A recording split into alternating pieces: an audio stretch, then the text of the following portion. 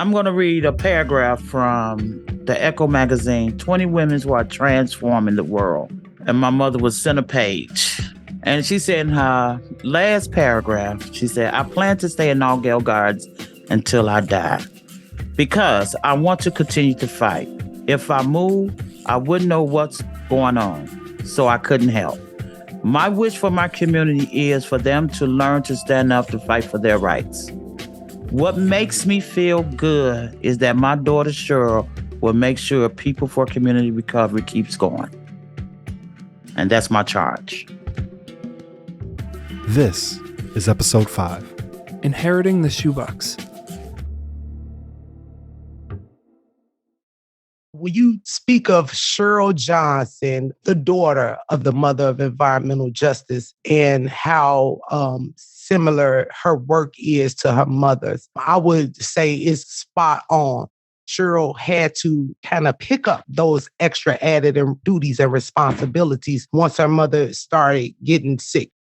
Usually when you tell a story, the narrative starts to fade or recede when the hero retreats from view.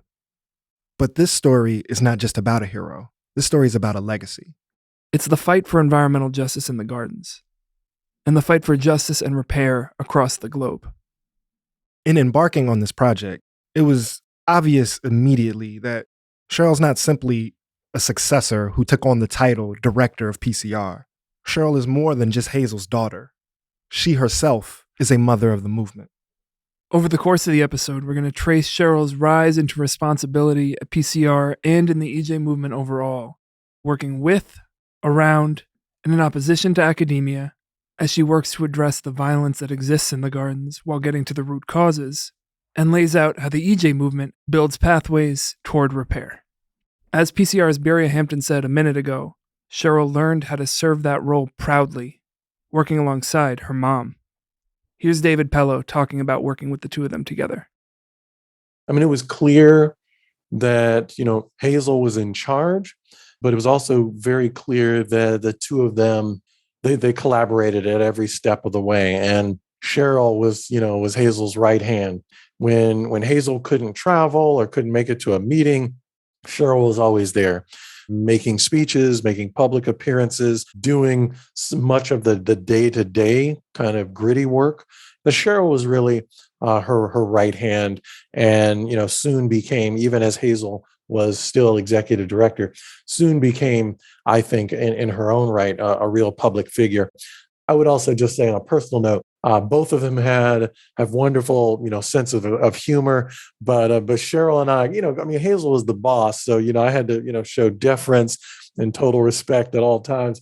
But Cheryl could really cut up and put folks at ease, and she's just great at cracking jokes and just a brilliant art and science of just kind of mixing serious business with informality and putting people at ease while at the same time saying, hey, let's get this serious work done, and also find some time for some levity and some humor. So I always appreciate that about Cheryl. Even in the darkest moments, she can find humor and just crack you up. So she's super charismatic in her own way, no question about it.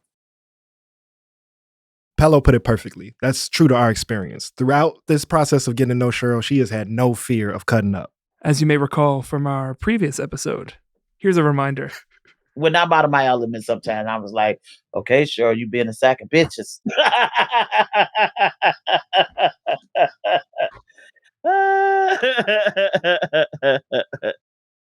Her laugh is infectious. When we talked with Professor David Pello, a professor of environmental studies and director of the Global Environmental Justice Project at the University of California, Santa Barbara, we were surprised and delighted at how excited he was to talk about his memories, and how introspective he was about his time working with PCR. I was taking a class first week of grad school at Northwestern University, and my professor, Arlene Kaplan-Daniels, was teaching a class on field research. And she said, look, I need y'all to get out there, find a neighborhood, find a community, find a person who you can talk to, who you can observe, who's willing to let you take notes on their life and write up a brilliant and beautiful paper. I'm like, what does that mean? Well, I was listening to the WBZ Chicago NPR radio, and they said this weekend there's going to be a mini Earth Summit down at DePaul to talk about what local folks are doing to make the Earth more sustainable and equitable. So I decided, let me just go down there and see what's happening. First room I walked into, first panel at the conference that I witnessed was Cheryl Johnson and Kevin Green, who at the time was working for the Center for Neighborhood Technology and who later on worked for the Illinois Environmental Protection Agency. They were both given a presentation on environmental racism. I was blown away. I walked up to them and said, "Hey, Kevin Green, nice to meet you. Cheryl Johnson, I need to talk to you. I would love to study your organization. I've got this class project." And she said, "So you're taking notes?" "Uh-huh." "You're doing observations?" "Yes." "You writing a paper?" "Yes." She goes, "Okay, we need somebody to take minutes in our meetings. We need somebody to take notes from meetings we're going to with people around the city. And we need a little bit of help proofreading and helping draft up memos and grant proposals and whatnot." And I'm like, oh, Jesus, I didn't sign up for this. I'm just trying to do a class project. But it was a lesson in reciprocity, right? That I couldn't just take without giving. And she made that very clear in the first 60 seconds of me meeting her.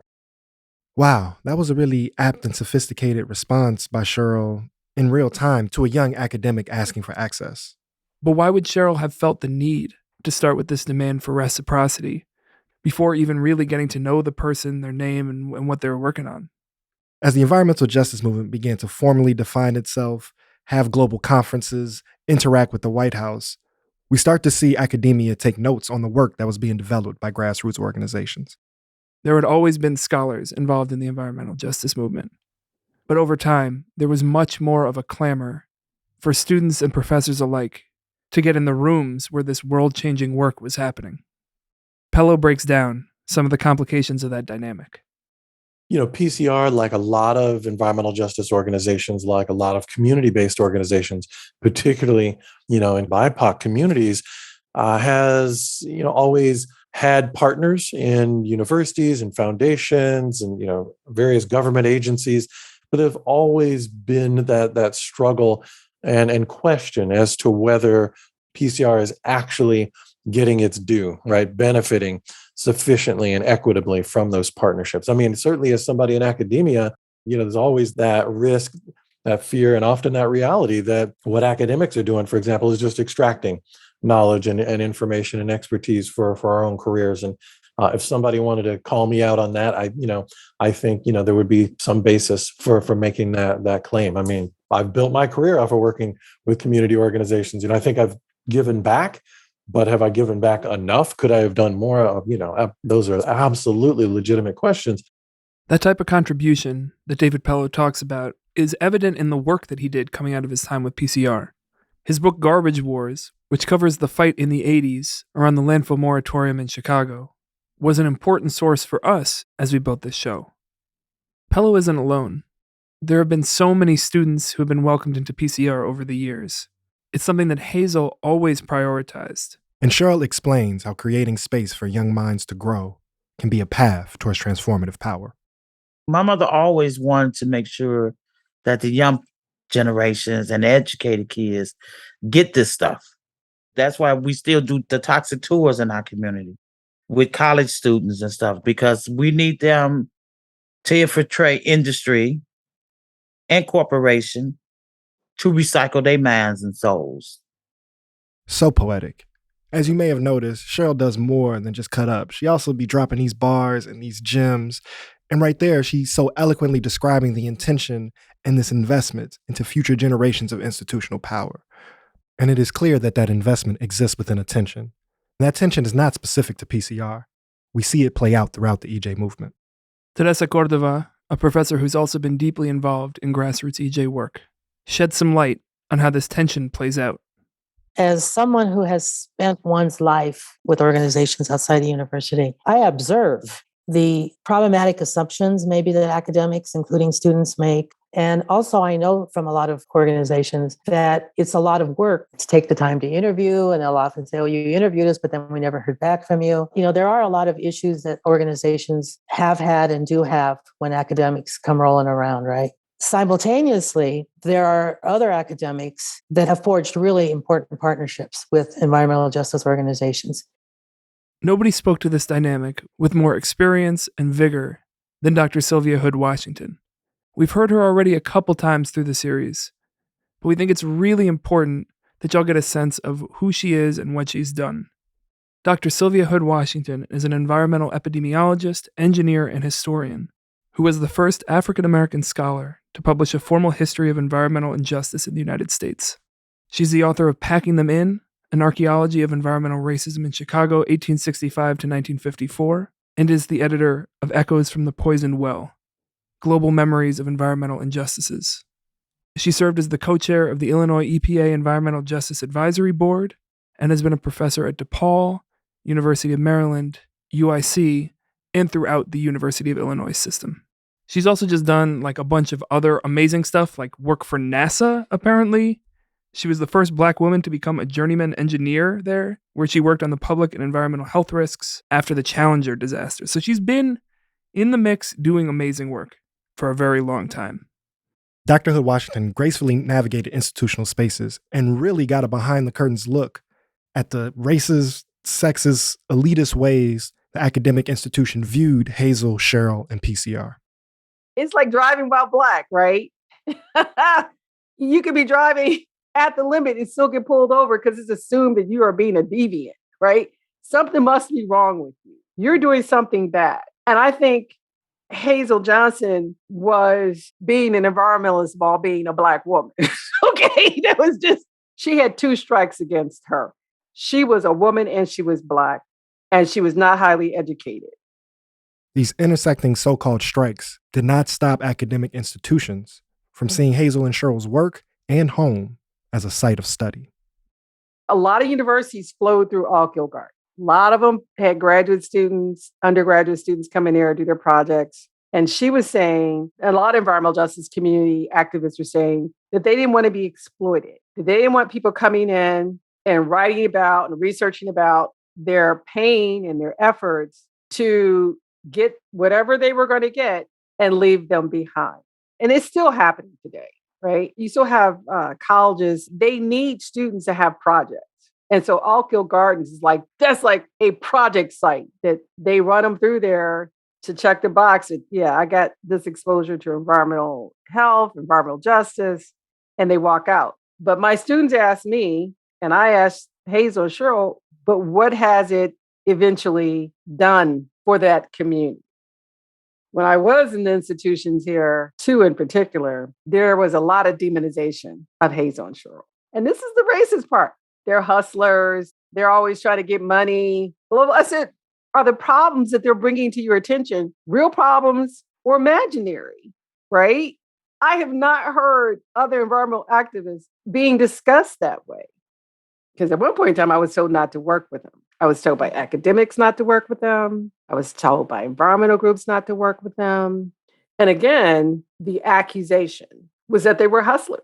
And there was some people who became their enemies, so to speak. I would say frenemy, because they still wanted to go in there and have their students do work on them. You were talking on both sides of their mouth, right? If that Alkill Gardens was good enough for them to come in there and run in all these PhDs, then why couldn't you have created an institute for them? At one point in time, some of the grants that were out there in the 2000s was to have a pipeline to create environmental scientists and scholars out of a place like Alkill Gardens. There was money there for that. And I tell you now, being in a room, there are people who's like, they'll never be scientists. I remember writing a National Science Foundation grant. And a part of the grant was to create formal education efforts for the community. And National Science Foundation loved the concept. I got the money, and there was two parts. The academic intellectual part, nobody had a problem with.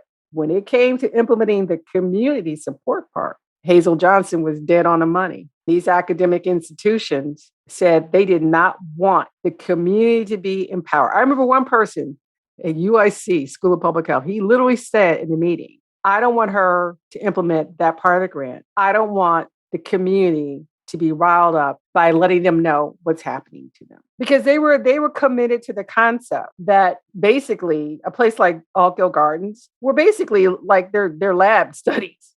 It's a form of slavery because it's like, so we're gonna send our students in, study you, get their PhDs, get their master's degrees, get good jobs, but we're not gonna do anything institutionally and infrastructurally to lift you up. She was a woman and she was Black and she was not highly educated. And that limited her power. And that to me is why it was difficult for her and Cheryl to create permanent institutional relationships that was able to benefit the community. So I asked Cheryl how this dynamic resonated with her. Did she recognize this distrust coming from academic institutions? Did you see that lack of trust or that dehumanization as Black women living in public housing? Can you talk about some of the ways that you observed or experienced that? Oh, yes, yes. I went to a meeting in DC and Vice President Al Gore was present. They started this community university partnership grant. It was called CUP. But the lead will always be the university. And the university wasn't doing what they supposed to do in that type of partnership. They made us substandard. And I said that he needs to revisit the CUP program because it ain't working for community groups like ours. And I said that publicly. And ever since I said that publicly, things just went spiraling down for us as an organization. Soon after the CUP meeting in D.C., Cheryl had a meeting with a woman named Margaret Millard. May she rest in peace. She was an EJ coordinator for the United States Environmental Protection Agency. She asked me to meet her for lunch, and we met at Burger King. And she told me, she said, look, Cheryl, I just have to be blunt honest with you, and I was supposed to do this because I could lose my job. Whatever grants that you apply for at US EPA, you will never be funded. PCR been blackballed. We was the first community group in the country to get training, technical training down to the community base. And it was lead-based paint abatement training for workers. We was the first in the country to ever prove that this type of technical training can be done in the community. Well, we trained over 300 folks. After the first 2 years of training, that third year, during that period what she told us, they wouldn't fund it. Everybody just distanced themselves from us in a way. Like we was toxing our damn self. So maybe I'm connecting dots that ain't there. But after hearing Sylvia's experience in the academy and Cheryl's story, I have a takeaway. Let's hear it. And it starts from that training program that she just named. As we focus more on Cheryl and her distinctions from Hazel, one of her major focuses has always been workforce development and building up the technical capacity of the people of the gardens to address this environmental damage. And what we hear Sylvia say is that many of her peers in the academy don't think people from the gardens or communities like it are capable or smart enough to do this type of scientific work. Yeah, you kind of hear it two ways. Like one, quote, they wouldn't be capable. And two, if they did have access to the information, it would cause unrest that people in power don't want to see. And so we see these tags of difficult or hustling being thrown around. And yeah, a Black woman from the projects that stands up to the vice president of the United States in a meeting and say, one of your flagship programs is failing in its design. One, would get you the label of being difficult or speaking out of turn. But two, what I'm really taking away from this is academia sees this investment into everyday people being in training programs, learning to become scientists as a misappropriation, as beyond what is to be expected or accepted. And look, we don't know exactly how the EPA justified not renewing that grant, just like we don't know what happened on every budget sheet for every proposal that PCR ever sent in. But what we do know, like Sylvia said, is that the claims that PCR made about the environmental injustices that had happened to their community were real, and that the ideas for how to address that harm were valid. If 300 people can be trained in 2 grant cycles on how to clean up lead in their own communities, imagine what would happen if you followed that lead across the country. It's important to highlight that this is an innovative departure. According to Cheryl, this training was the first of its kind. You know, a while back in the episode, Teresa made this point that yes, there are individual academics who have been extractive, but there are, of course, other academics who have built meaningful relationships. and have participated with integrity and have really been in true solidarity with the struggle. We talked to some of them. However, the problem is not individual intention. The problem is about a relationship to power. And if we're going to get to the root of this, the structure from which these moral aspersions came needs to be examined with an even higher scrutiny than we saw from those institutions looking at Hazel and Cheryl. At one point in time, I remember being in the hallway and they were like, oh, they misspent money. Institutions misspend money all the time. I'm sorry. And universities talk about hustling. Universities are bandits, man. You get a research grant, they're going to take like 30%, 40% off your research funding. And they up here calling Hazel and Cheryl hustlers. Even if they were hustling, they weren't going to get as much money as these academics, right? But that's the stereotype. Welfare queen, like defrauding the government, taking money from people and doing something else with it. Thinking back on it, I mean, I knew then it was like racist and sexist, but it was like, wow, here's a scientist in me. But is there a real scientific and health issue over there? And they would tell you behind closed doors, yes. I've always been, since the moment I met Cheryl and Hazel, I guess a representative of, an employee of universities. There are so many wonderful things that universities do and can do, but there are also a lot of horrific things. I mean, I just got a memo the other day from some students here at my own university, just laying out in chapter and verse the depths to which my university is in bed with and propping up the military-industrial complex. I'm going to talk about the major manufacturers of weapons of mass destruction and dealers of death.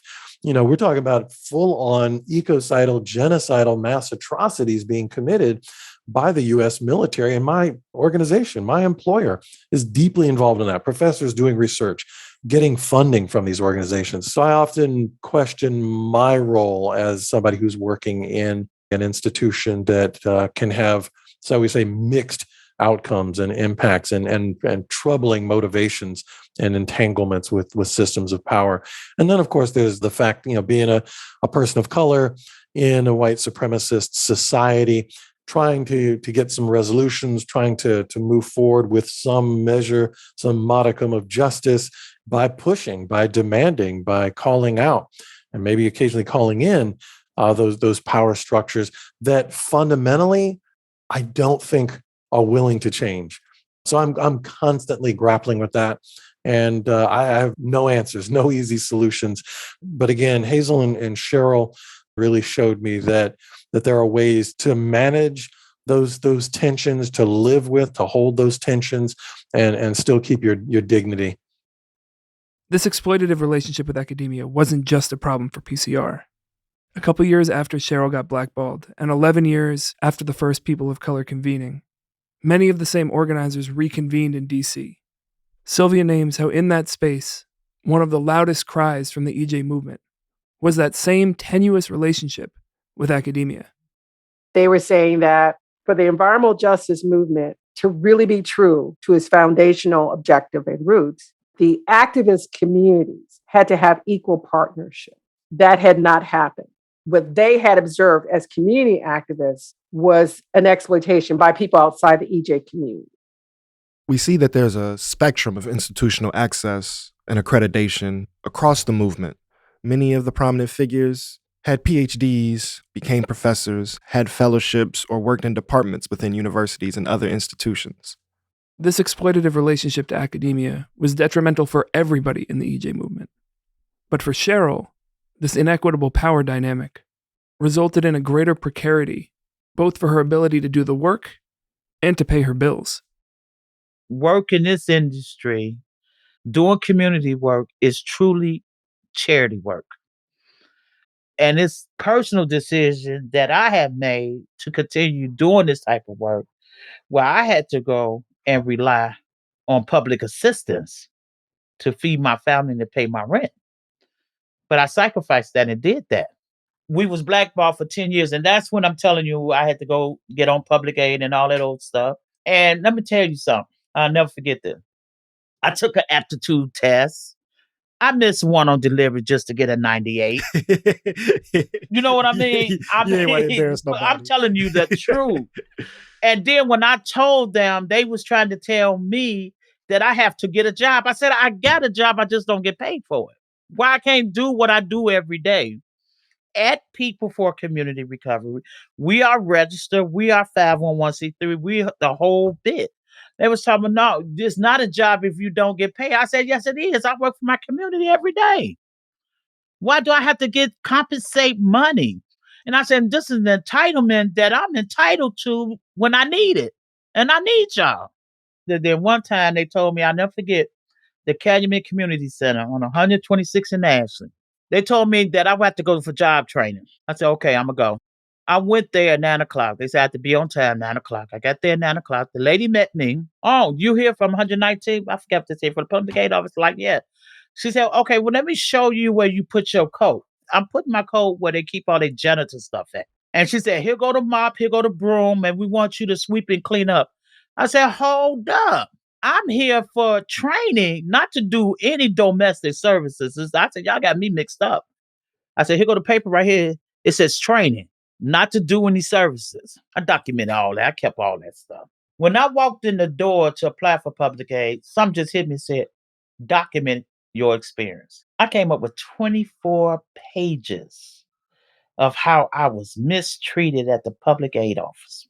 And see, I believe, go to the head because the body will follow. I wrote to President Clinton. I wrote to his wife. I wrote to Al Gore. And I sent the whole 24 pages. Well, anyway, I didn't find out that I got some resolutions.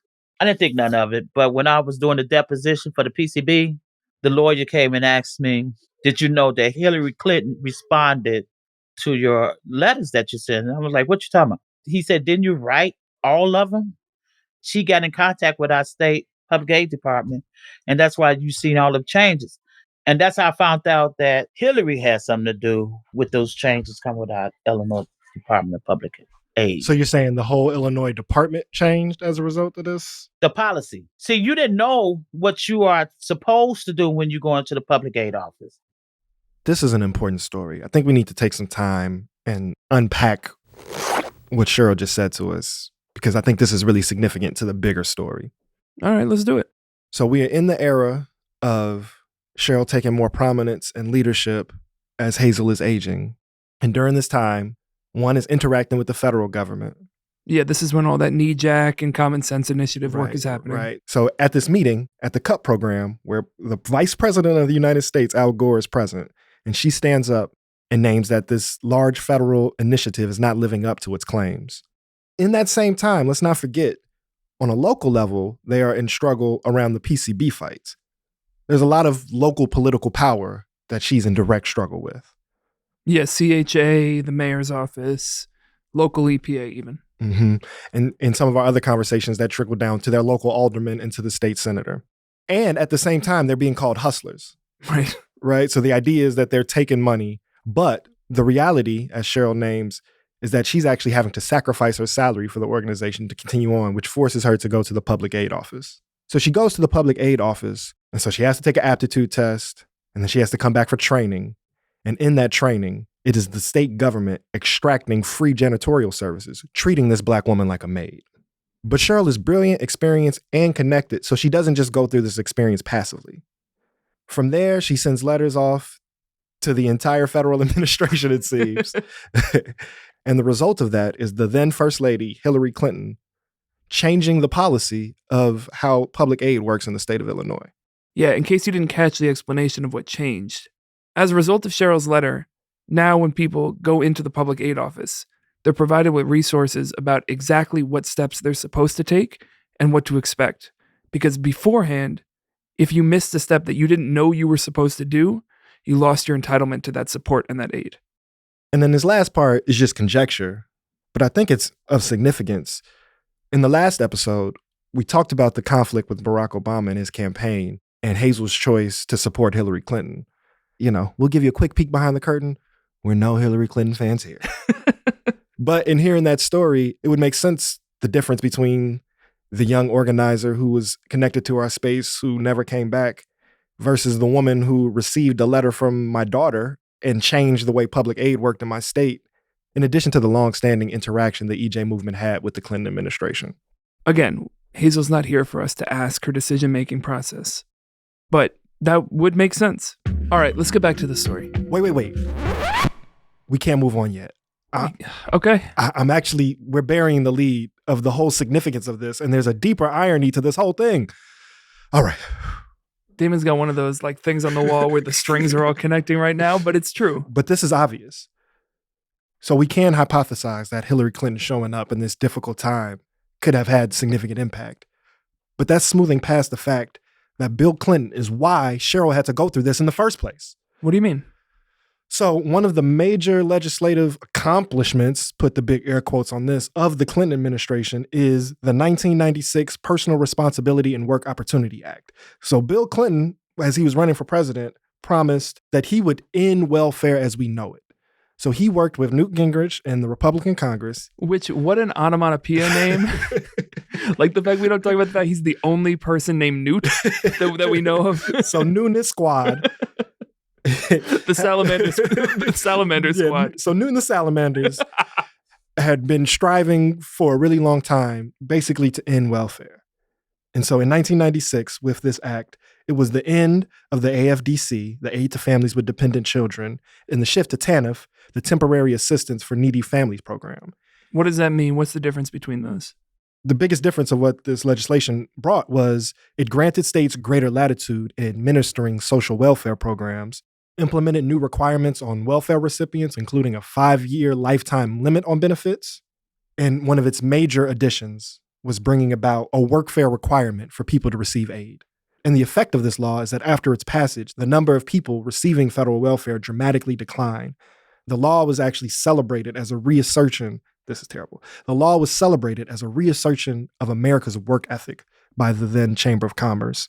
So basically what you're saying is by Clinton passing this bill, the control over how welfare ran was moved to the states in many ways. And it can easily be interpreted to make the process more difficult and abrasive. Which is what Cheryl then encountered, and what then she had to reach back to the highest halls of power on a wing and a prayer to try to get addressed. So this great accomplishment of then reforming the, quote, welfare reform to meet the needs of people that she made possible with this letter to Hillary Clinton wouldn't have been needed in the first place if the Clintons themselves hadn't made this problem exist. You see why I wanted to break that down? This is madness. Yeah, that's not great. Not good at all. So yeah, overall, to make a long story short, as Cheryl says, I went through a whole lot just being a resident out here, If we remember, Altgeld Gardens was not always associated with economic precarity. When it was first built, for many, it was actually seen as a well-resourced community and a space for upward mobility. And through Cheryl's experience, we can see this shift from what the mother of environmental justice experienced to what her daughter and her daughter's generation had to endure.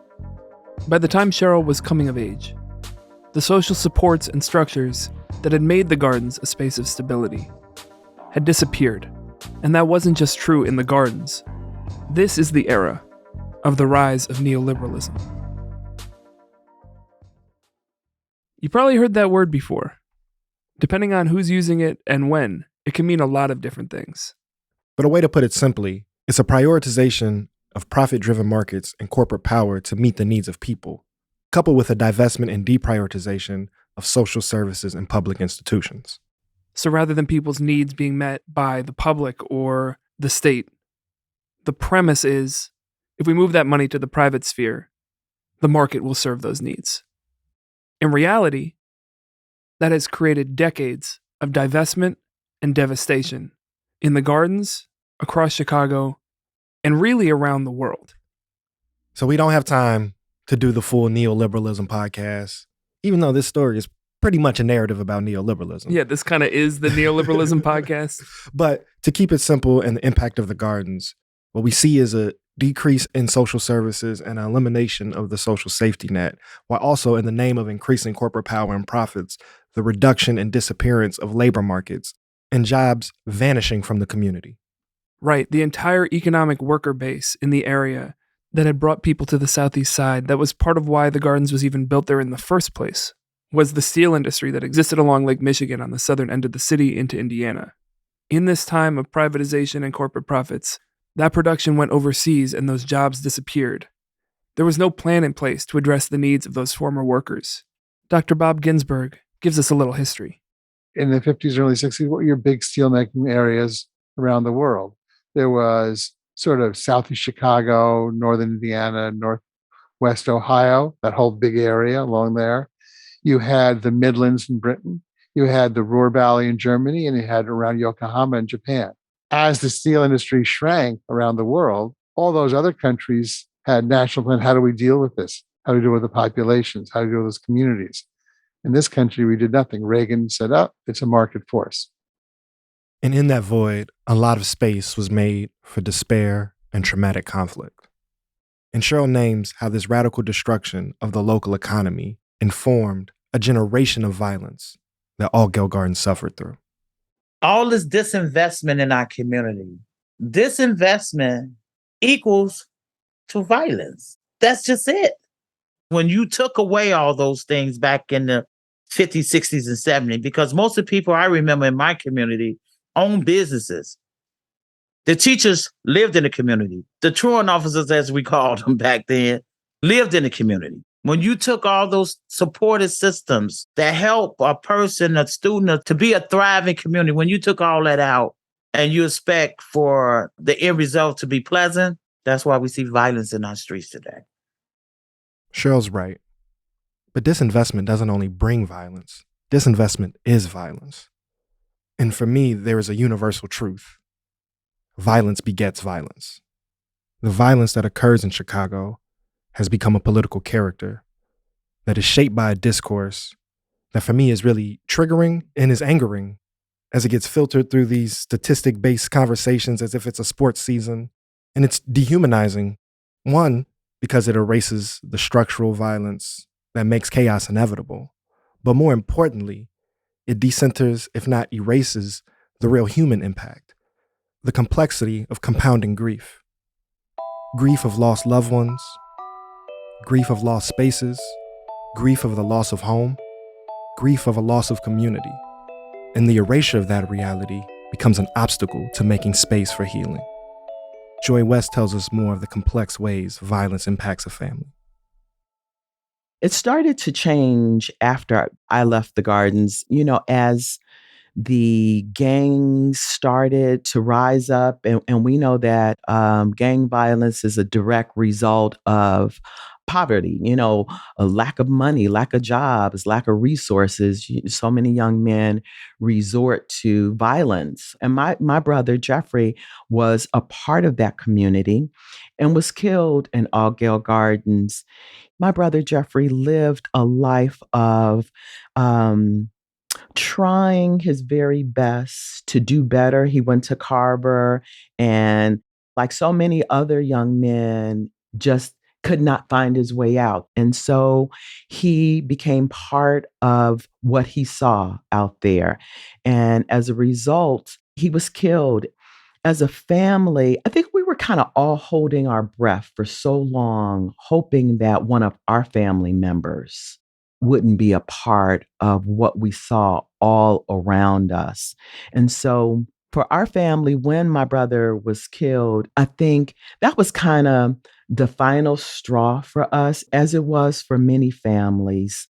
Even if, we can't find a way to get out, we've got to protect the small amount of dignity that we have as a family, the desire to protect the family members that we have. And so I think losing my brother to gang violence in the gardens kind of was, we have got to get out of this community. And so it is something that I know a lot of families still struggle with, wanting to protect their families from the violence in the community, but just not seeing a way to do that. And it's unfortunate because on top of living in a toxic environment, you're also living in an environment where your life is more directly put in harm's way by, gun violence. So I'm still unpacking that. I'm a part of the Black Women's Health Initiative, and I had to do a questionnaire when I first joined this public health movement about 20 years ago. And in the questionnaire, they asked me if in my upbringing I had been affected by gun violence in any way. And I thought about that, and I thought about a close family member that lost their dad to gun violence. And I thought about so many other folks in the gardens who had been directly impacted. And then I thought about my brother. And when I think about witnessing trauma directly, it was just a part of growing up. And even though I can say I grew up in a loving home and environment, I think that so many of us, Black folks that grow up in communities like Altgeld Gardens, we take the good with the bad, and it's a survival mechanism. Yep, I might go outside my house and hear about somebody getting shot or seeing the aftermath of a shooting, and we just roll with it like, that's just a part of growing up. The toxins, the heavy air, it was just a part of growing up. And you just assume that the adults in the community, those that know better, are doing their best for you. But what I'm learning is the folks that knew better were not doing better. We thank Dr. Joy West for sharing that story with us, and we send love and condolences to the Prowl family. So we know that this divestment, this economic structural violence, beget interpersonal violence. But as we've heard throughout the whole story, the effects of the decisions of industry are so deeply interwoven with environmental injustice. The violence isn't just happening to people's blocks and their bank accounts. It's happening to their bodies. Cheryl explains just one of the many ways the corrosive effects of a toxic environment can deteriorate social relationships, especially for young people. We don't know if some of these kids that out here that's doing the things that they're doing has been previously exposed to lead hazards, which gives them learning disability. They act disruptive to take away from you discovering that they have a learning disability. Violence got to play a role in there somewhere to relieve that frustration. I'm talking about in the school setting, for an example. Cheryl shares a known connection here between lead exposure and learning disabilities for students going to schools with inadequate resources to address their needs. Dr. Sylvia, who over her lifetime as an epidemiologist has studied lead, talks more about how this particular toxin connects to violence, especially between young people. Okay, so we all know as environmental epidemiologists that the violence is tied to their exposure to mercury and lead in the womb. Okay, these chemicals are changing our bodies and creating these issues. When I specifically did my MPH in epidemiology, I was like, whoa, mercury, lead, what it does to the brain in utero. They know that like about a third of all incarcerated individuals, when they go back and do a health history of them, they were exposed to lead in their homes, whether it was water, whether it was lead on the walls. They have known for decades. I don't mean 10, 20, I mean 75 years. They have known what lead can do to the human brain. They have known for decades what it does to children in utero. They know it's tied to low IQ. They know it's tied to violence. It's the most immoral and unethical thing you can imagine. Yeah, you come in, you can assume that they're violent, they're aggressive, they're angry. It's like, but you have put them in an environment from conception to death, which biologically make them more susceptible to either being changed or being the victims of individuals who have been changed from this pollution in their environment. That's disgusting. What Dr. Hood Washington just shared is known as the lead crime hypothesis. And scientists, scholars, and epidemiologists are not all in agreement that direct causation between lead exposure and violent behavior is conclusive. We know that exposure to lead doesn't automatically make someone violent. What we can say is that the level of lead exposure that young people in Altgeld Gardens had was destructive to their brains and bodies. In this conversation, we're only talking about one chemical. And Hazel gifted us with the lens of a cumulative impact. And we understand that in the gardens, there are dozens, if not hundreds, of chemicals that are dangerous to human health. So we don't have to get caught in the stickiness of causation versus correlation. And so if we zoom out from just LED, or really even just Altgeld Gardens as one community, this point allows us to have a truer conversation and really get to the root of violence in our society. In doing this project, it is clear to me that the discourse is incomplete.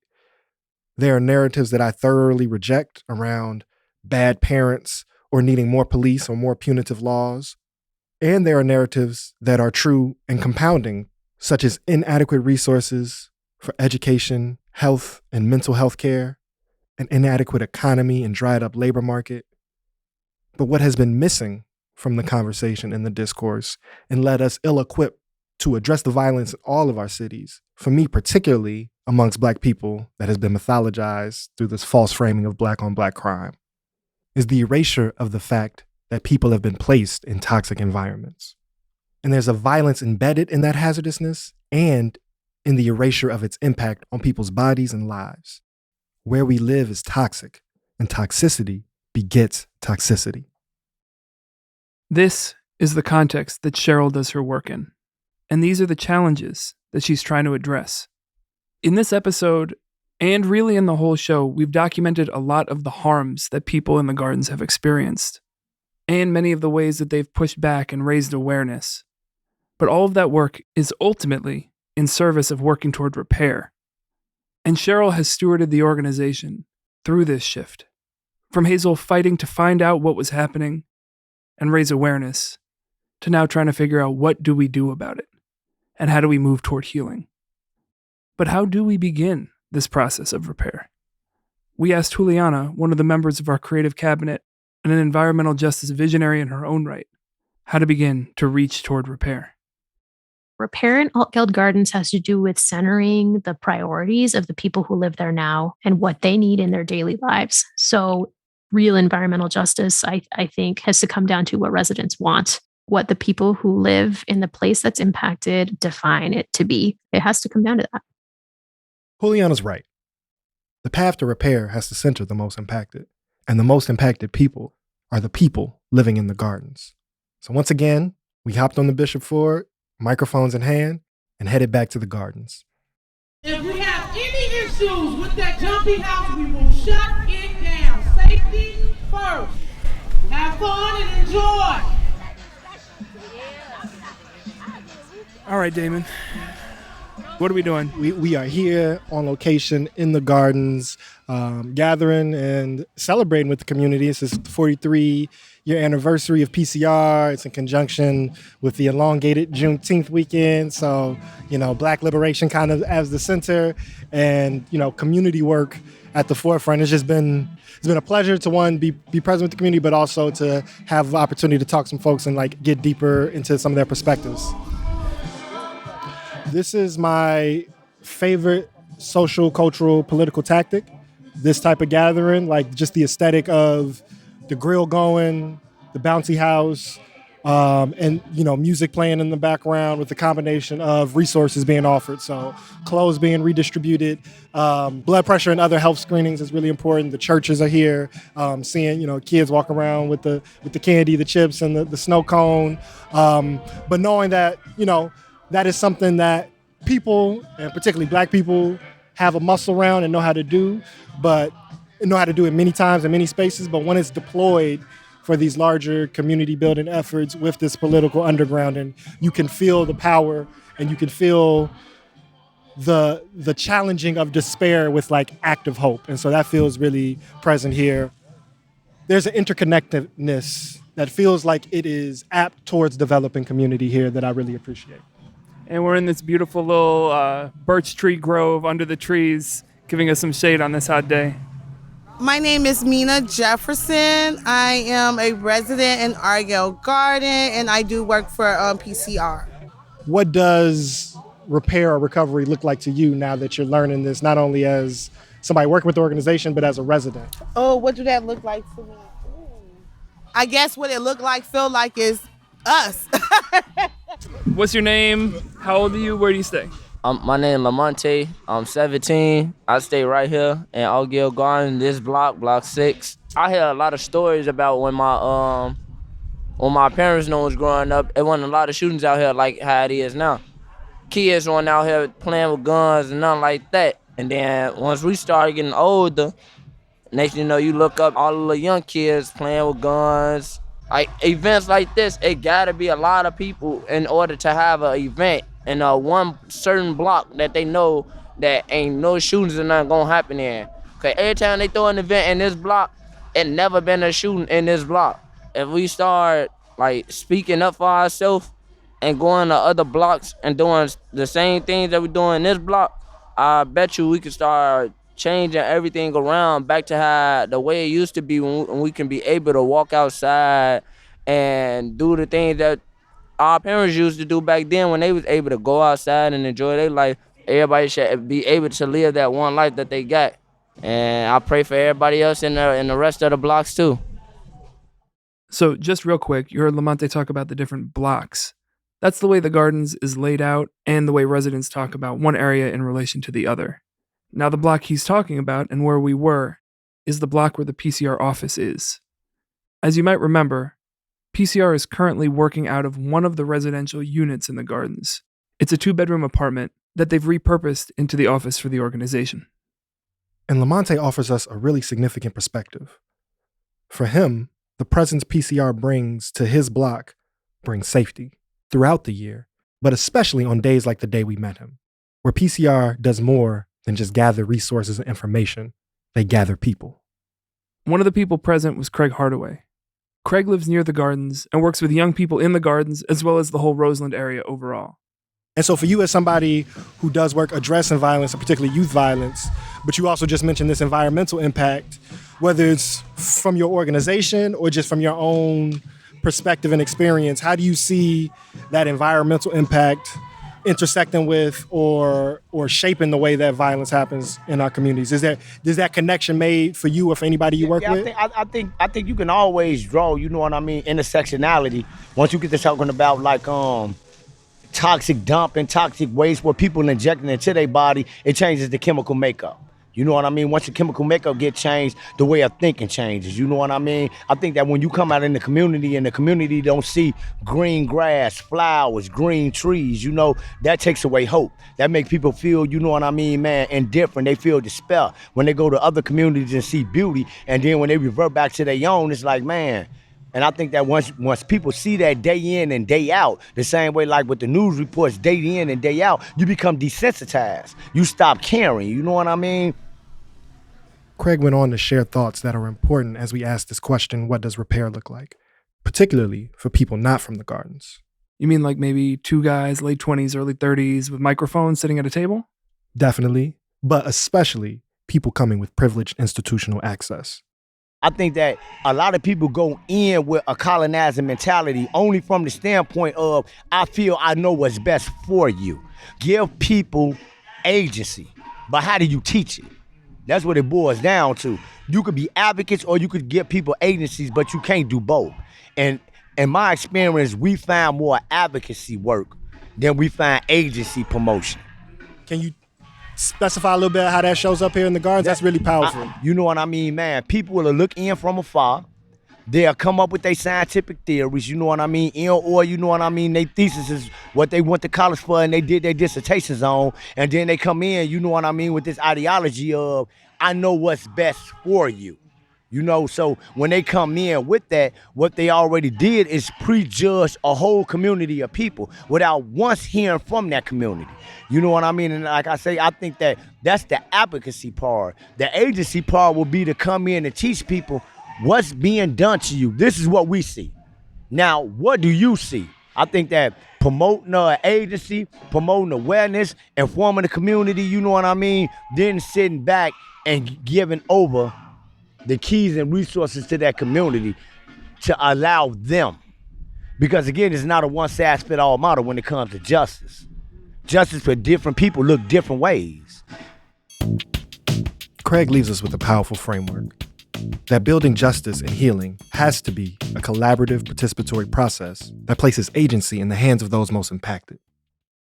So often, the plans for transformation in Chicago don't do this, and the results can be disastrous. The steps taken are so often to move people, especially people in public housing, out of their homes disperse them all over the city and into the suburbs. Cheryl has seen those effects firsthand, and she draws a hard line. That can't happen to the gardens. We can't just lift up a community of maybe 3,000 units and move them where?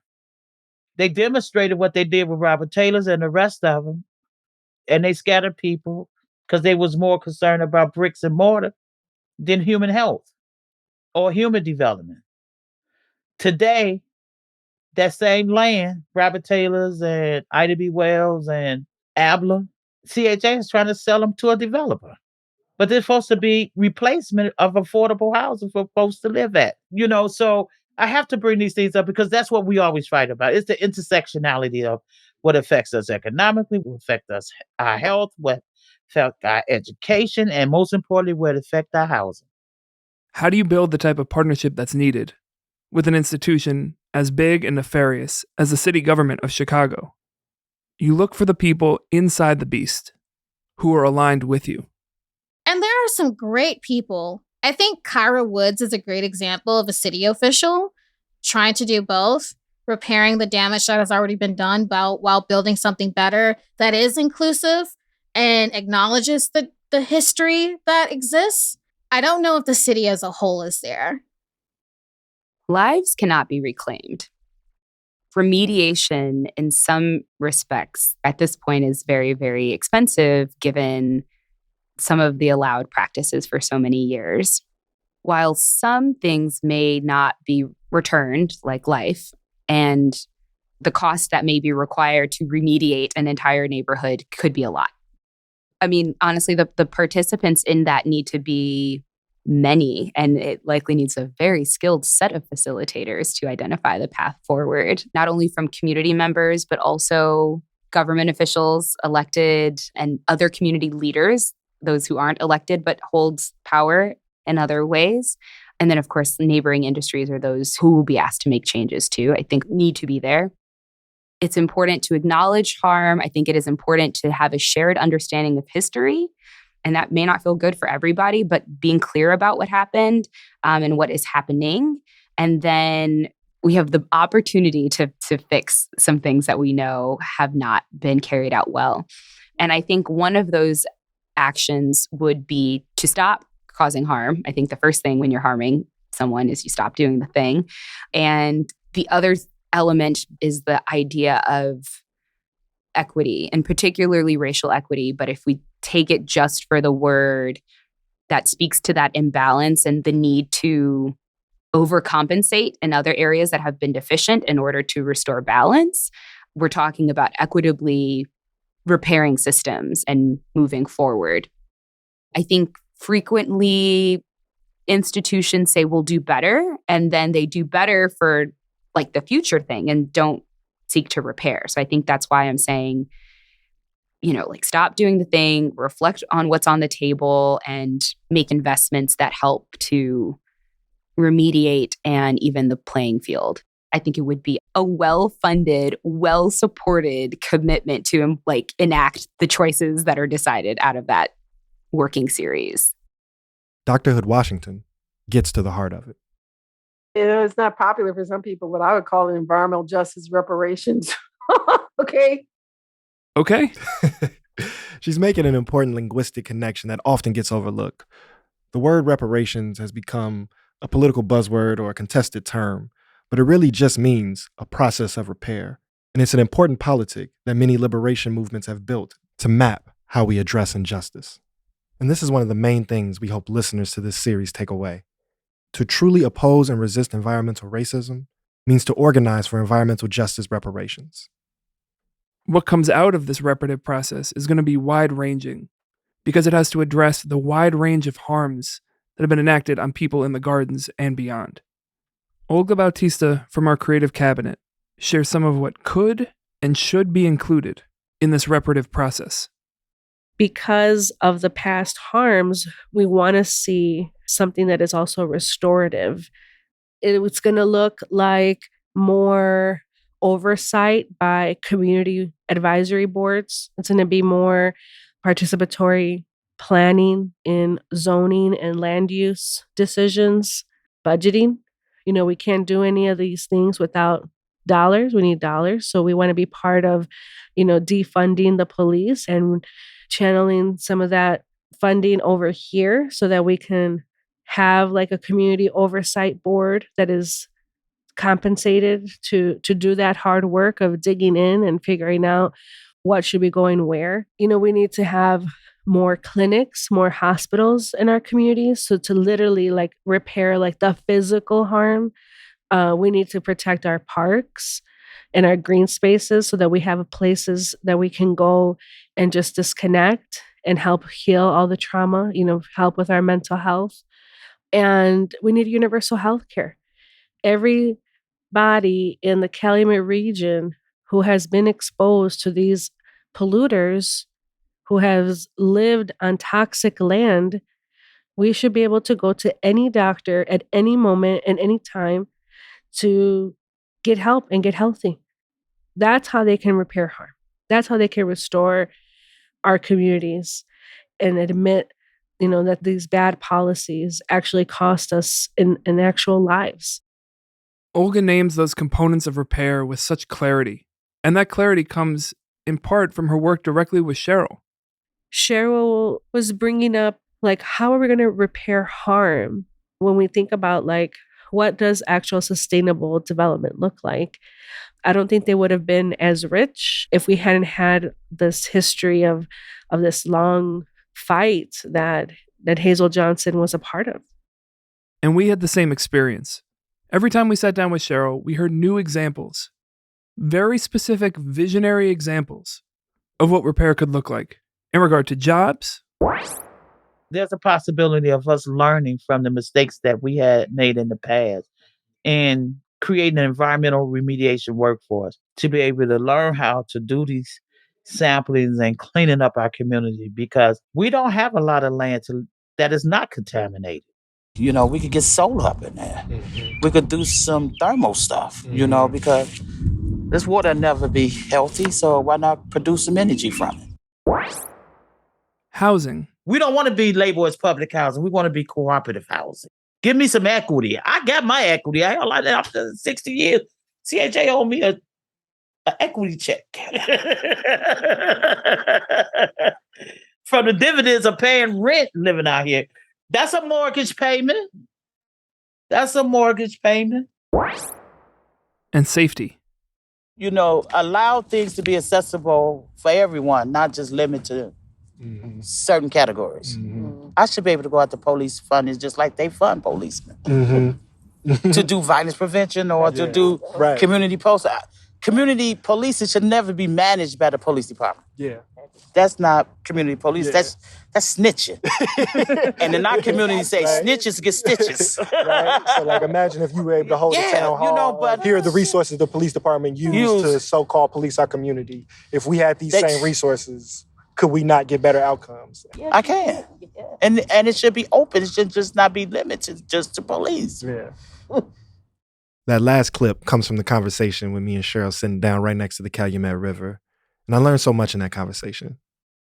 For nearly a decade now, on and off mic, I've been having conversations and organizing in response to the harms of police violence, particularly on Black people in the United States. A central thrust of that organizing has been a framework of how we transfer power away from this harmful system into communal needs. And we've used the language of divest, invest.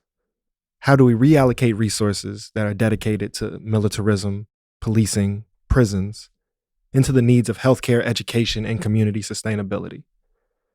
And to be honest, there's been a feeling of responsibility, but actually more of like a pressure to offer solutions and answers of what we should be investing into in really detailed, concrete terms. And the movement that I'm a part of has brought forth really visionary proposals. But what is clear to me now is that the environmental justice movement, Hazel, and really Cheryl, for the last 20 to 25 years have been giving detailed answers to that very question. So a few times in the show, we've made the point that a true investment in environmental justice also requires a resistance to militarism and policing. But what's actually more important for me to learn is that if you're interested in liberating ourselves from carceral oppression in the forms of police and prisons, we actually need to center environmental justice and the visionary mothering that has provided real answers to the question of how do we actively allocate resources in a way that effectively prioritizes the needs of people, rather than prop up death-making institutions. The true power of Cheryl's visions expands beyond her programmatic or project proposals. Just like Hazel, it lives in the people she's mothered. We've heard from Beria Hampton a couple times.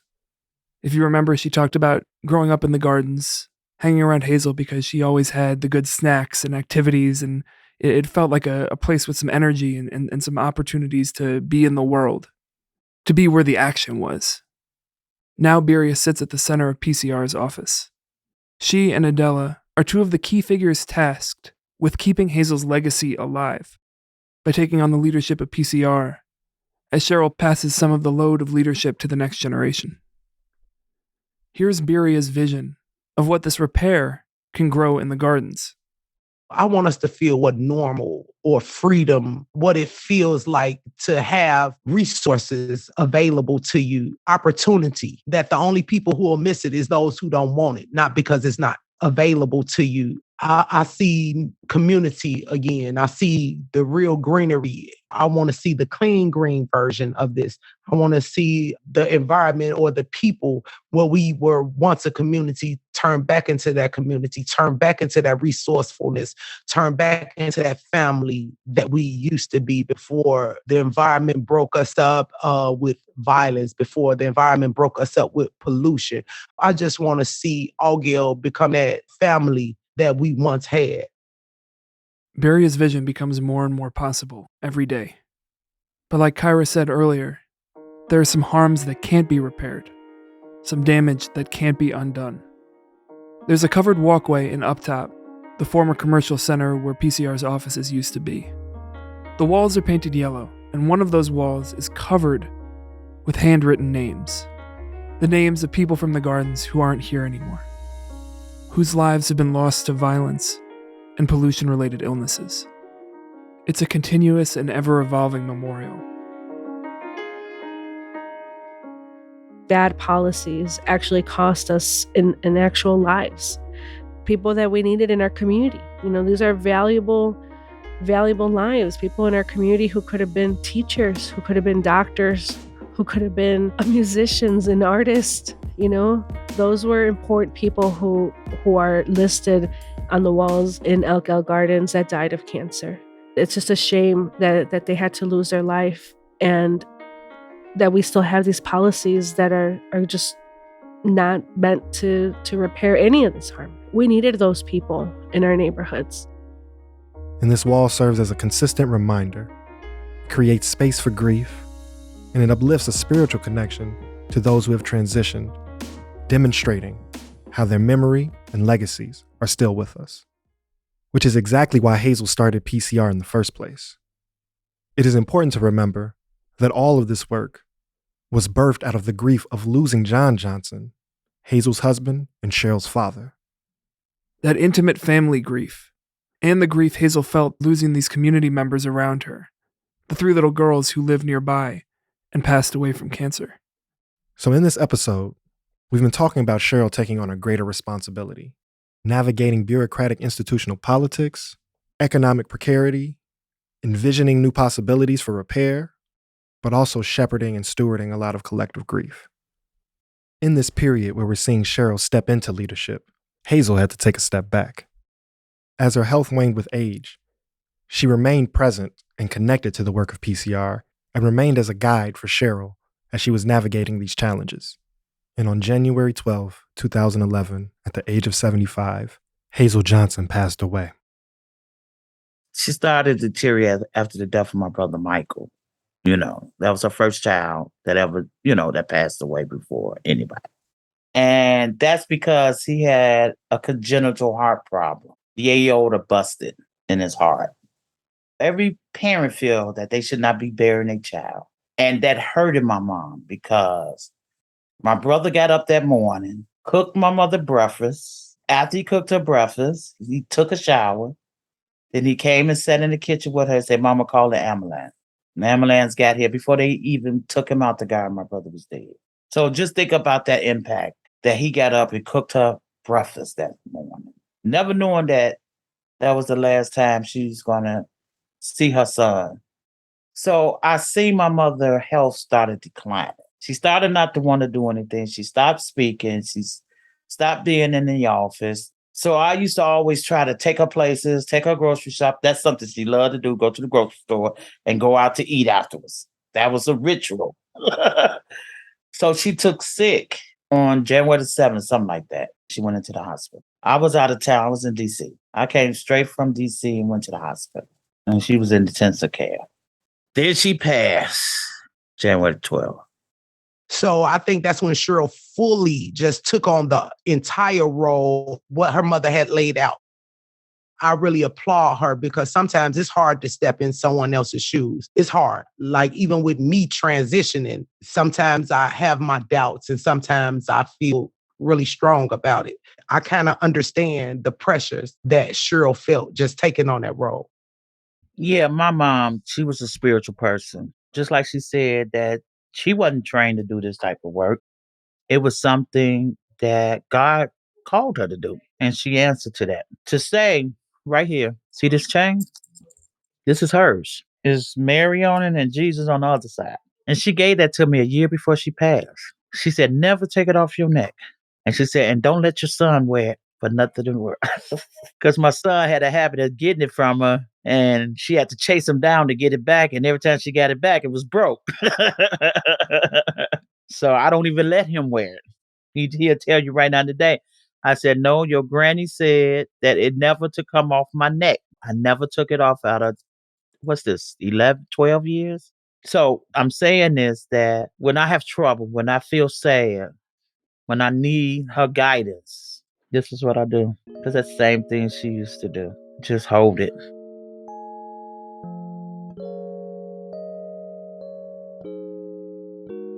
A lot of that light that Cheryl works in is her mother's light. That's how she knows she's doing the right thing. She has a lot of pictures that sit right behind her, and her mother is part of those memories that sit behind. So when we were working on a grant project and Cheryl, I forgot what it was, she said she looked back at that picture like her mother had seen or heard her say something, and she got back in line like, you know what, my mother would not like this, let me do it this way. So it's like she still presently feels her mother.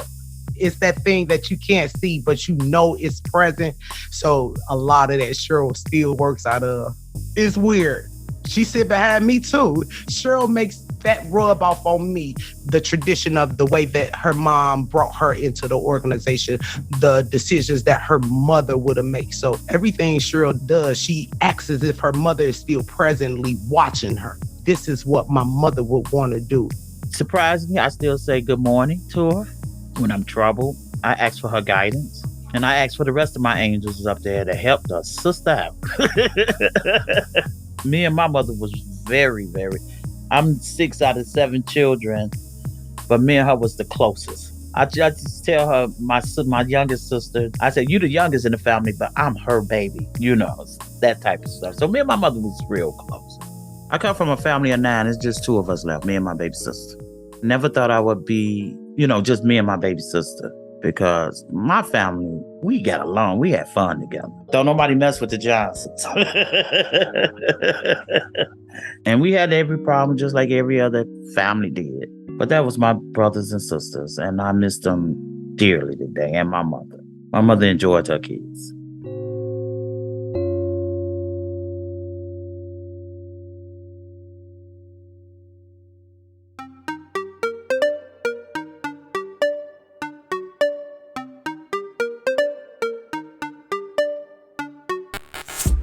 Help This Garden Grow is presented by Respair Production and Media, with Elevate and People for Community Recovery.